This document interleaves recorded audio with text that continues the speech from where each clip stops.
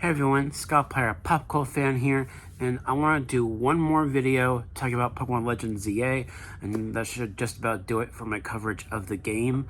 So, the things I mentioned in my previous review video, I want to put a little bit more emphasis on for this video, as, you know, I was mentioning this in my review, that I was kind of basically comparing Pokémon Legends ZA to Colosseum and XD Gale of Darkness.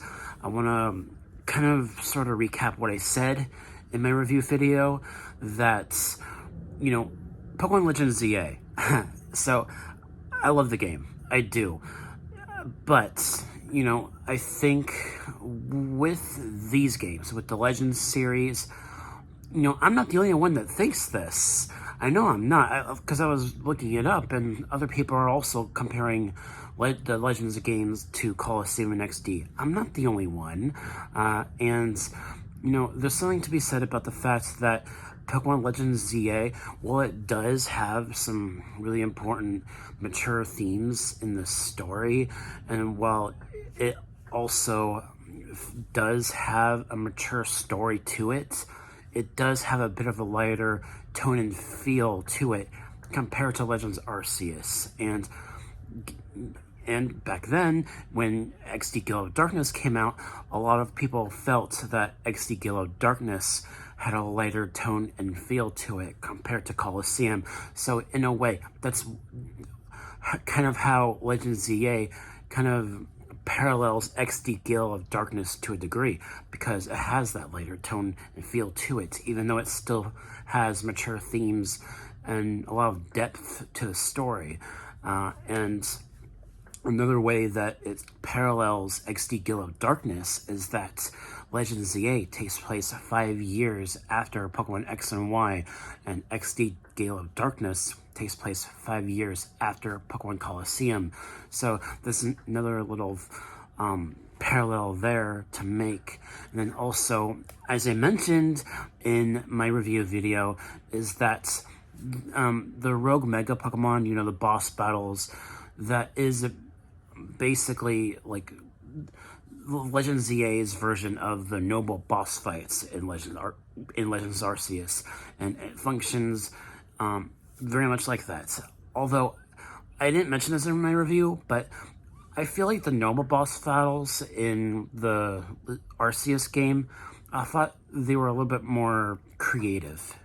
I think the Rogue Mega boss battles, they were fun. You know, they provided quite the challenge at times, and I did die a couple times during the Rogue Mega boss battles, but they were fun. They just weren't quite as creative as the noble boss fights in Legends Arceus.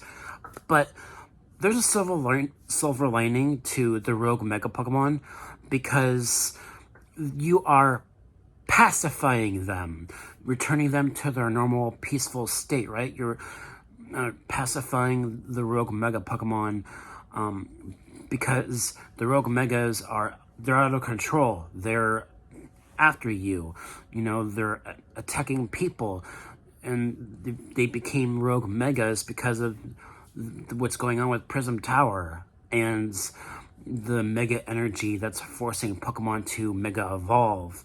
So in that way, Pokemon are forcefully getting out of control from an outside source, and they're out of control, they're violent towards people, and what are you doing with the Rogue Megas with the boss battles? You're pacifying them and returning them to their normal peaceful states.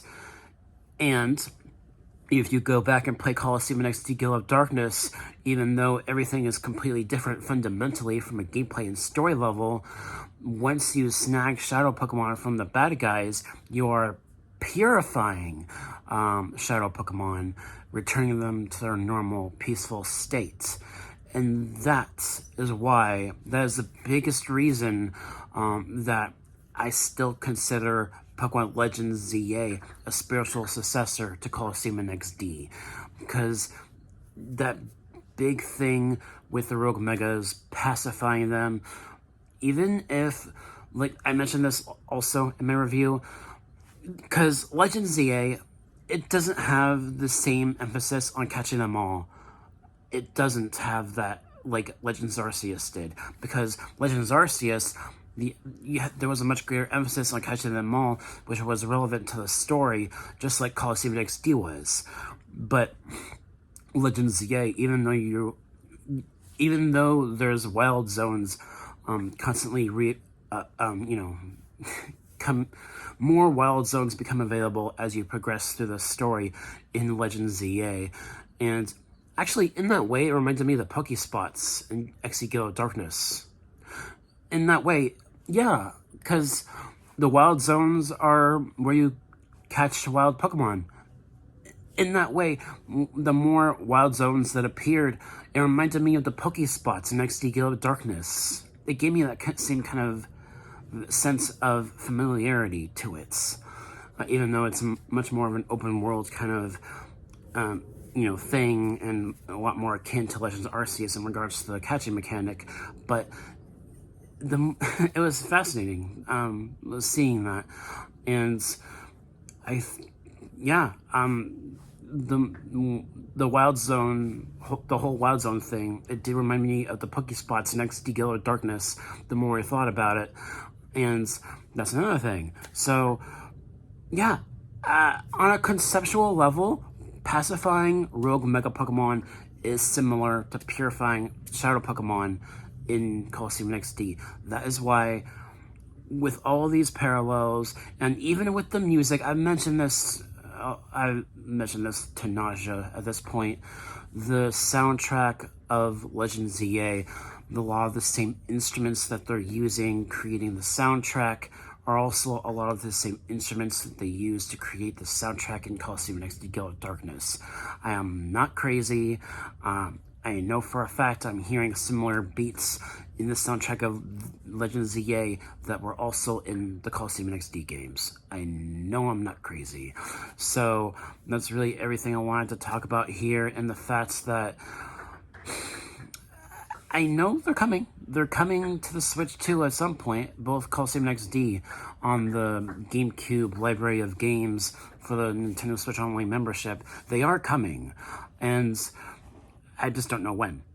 Maybe closer to February next year. There will be some announcements about when they'll be released, so we'll see about that. But going back to what I was saying about both Legends Arceus and Legends ZA kind of feeling like spiritual successors to Colosseum XD, I wonder if Game Freak is using the Legends series as like a replacement of the Colosseum series. Maybe, I don't know. But I just think it's a bit of a thing that kind of bothers me, because it's not just the Legends games. There have been references to Colosseum XD in the other Switch era Pokemon games. There's like a reference to the 𝐸 Colosseum, sort of, in Sword and Shield. And I thought, there are already elements of Sword and Shield that made me think of Colosseum XD.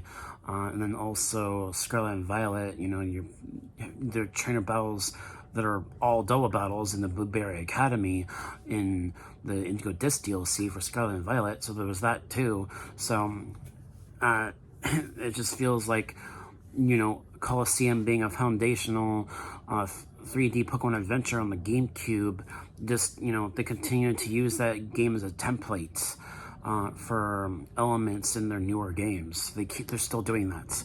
And it bothers me, because I really do want a third installment in the Colosseum series at some point. I love those games, and the fact that they're still using Colosseum as a template for their newer games, and bringing back elements of it, it's just something that I've noticed over the past several years, ever since Pokemon has been having new games on the Switch. So yeah, there's just a lot here, and it does bother me.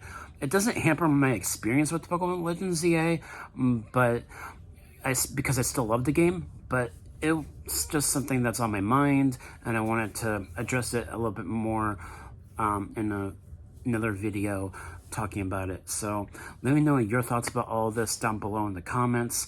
Do you guys think Game Freak is replacing the Colosseum series with Legends?